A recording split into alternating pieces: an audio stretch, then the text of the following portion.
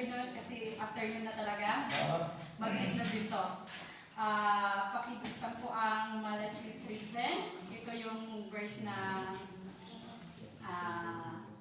actually biglaan to, hindi ko rin alam.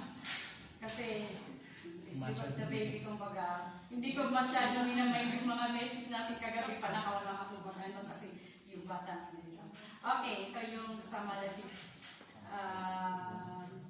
3 verse 10. Bring ye all the tithes into the storehouse, that there may be meat in my house. And prove me now herewith, saith the Lord of hosts, if I will not open you the windows of heaven, and pour you out blessing, that there shall not be room enough to receive it. Sa Tagalog, dalhin ninyo ang buong ikasampung bahagi sa kamalig upang magkaroon ng pagkain sa aking bahay.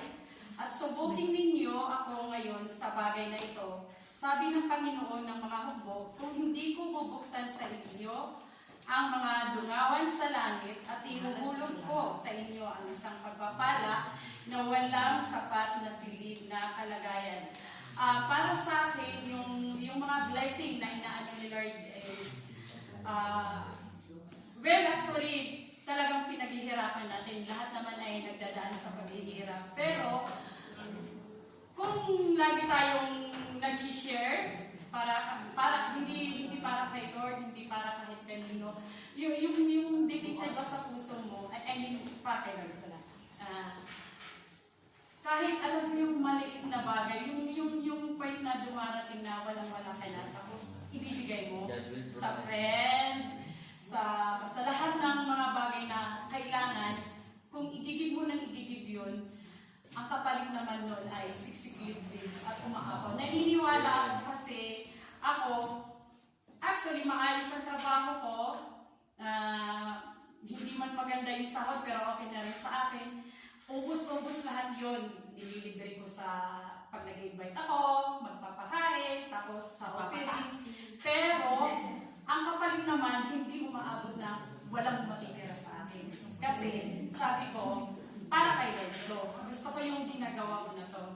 Yun lang po. Prayer of expectation. No, not expect. Because God will provide. Lord, maraming salamat sa pagkakataon ito na kami ay nagkatipon-tipon. Salamat sa buhay na ipinagkakaloob mo sa amin, sa mga biyayang ibinibigay mo sa amin, sasamahin namin ito na mabuo yung church na to. Palagi mo po sana kaming pagpalain para lalo namin mapagtibay ang aming simbahan na ito. Para kay Pastor, gabayan niyo po siya palagi at ang aming pong kapatiran dito. Kayo na po ang bahala sa amin at sana po kung ano man ang aming pagkukulang, ang aming mga kasalanan, mapatawad niyo po kami at lagi niyo po kami patawan.